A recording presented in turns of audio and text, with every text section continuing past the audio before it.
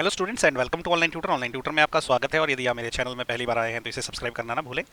अभी हम लोग क्लास 10th मैथमेटिक्स की जो एक्सरसाइज 11.1 का क्वेश्चन नंबर 4 करेंगे। क्वेश्चन नंबर 4 में उन्होंने पूछा है a chord of a circle of radius 10 centimetre subtends a right angle at the centre, find the area of the corresponding minor segment major sector.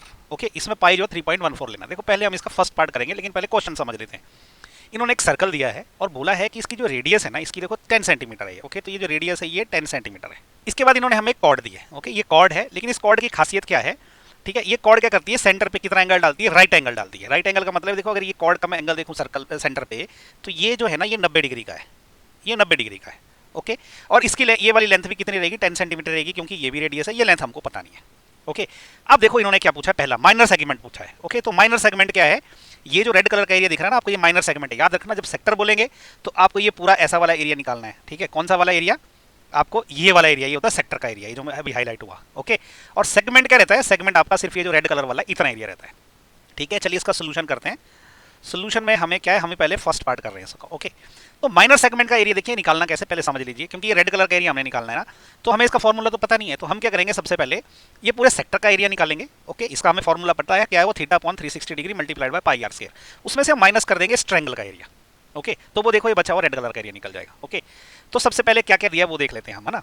हमें सबसे पहले दिया गया है theta is equal to 90 degree. Okay, ये याद रखिए आप। और जो रेडियस आर है ना, वो कितनी दी है? वो दी है 10 सेंटीमीटर, है ना। अब हमने क्या निकालना है, इसको हम मान लो सेंटर ओ है और ये ए बी है। ओके, तो अब हमने क्या निकालना, सबसे पहले माइनर सेगमेंट का एरिया। तो क्या निकालेंगे हम कि area of minor segment. Minor segment का एरिया क्या होगा?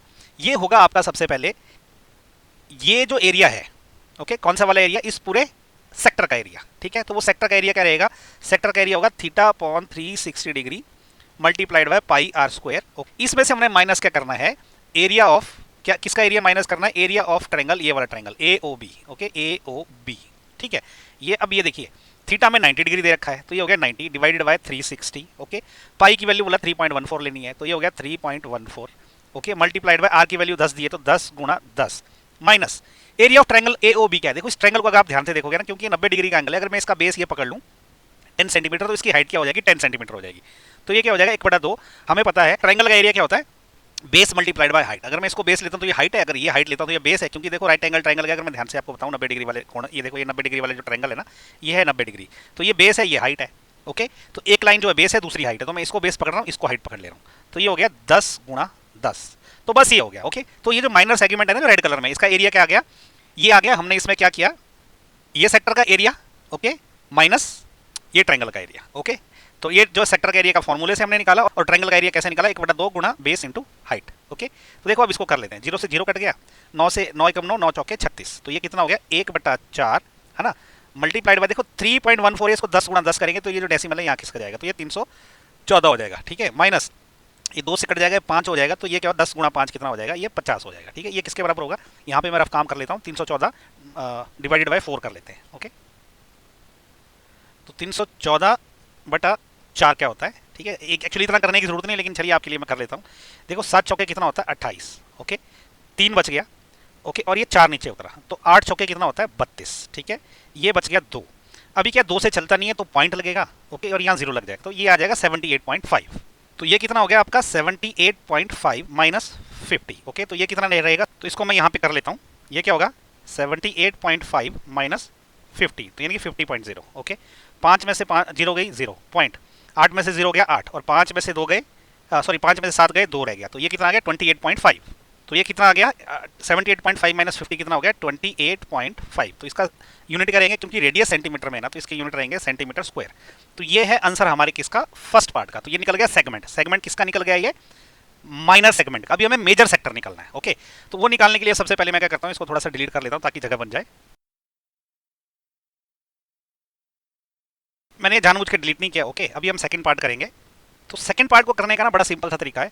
इन्होंने पूछा है मेजर सेक्टर। याद रखना, इस बार सेक्टर पूछा है, सेगमेंट नहीं पूछा है। तो सेक्टर क्या होता है, मैं आपको पहले इसका मेजर सेक्टर बता देता हूँ। क्या ये पहले हटा लेते हैं, तो ये इसका मेजर सेक्टर है। ओके, पहले तो क्या कर सकते हैं हम इसको ना, अगर वो सेक्टर वाला फॉर्मूला लगा देना, तो ये वाला जो एंगल है ना, ये इस बार थीटा हो जाएगा।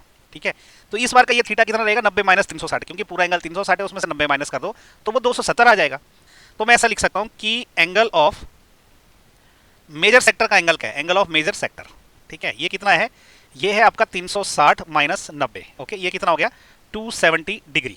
तो इसका मतलब क्या हो गया, तो एरिया ऑफ मेजर सेक्टर क्या होगा, एरिया ऑफ मेजर सेक्टर ये क्या होगा, सिंपल सी बात है theta upon 360 multiplied by pi are square. Okay, तो इस बार थीटा क्या है, ये है, तो ये हो गया 270 डिवाइडेड बाय 360 मल्टीप्लाइड बाय पाई की वैल्यू क्या उन्होंने बोला 3.14 मल्टीप्लाइड बाय आर की वैल्यू 10 है, तो 10 गुणा 10, तो ये कितना होगा, देखो जीरो से जीरो कट गई, 9 3 27, 9 चौके 36, तो ये 3/4 हो गया।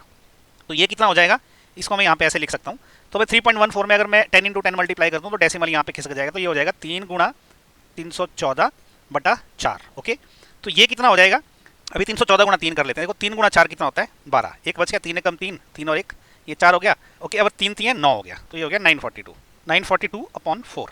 अब इसको यहाँ कर लेते हैं, ओके, इसको रफ में कर लेते हैं, तो अभी 942/4 कर लेते हैं।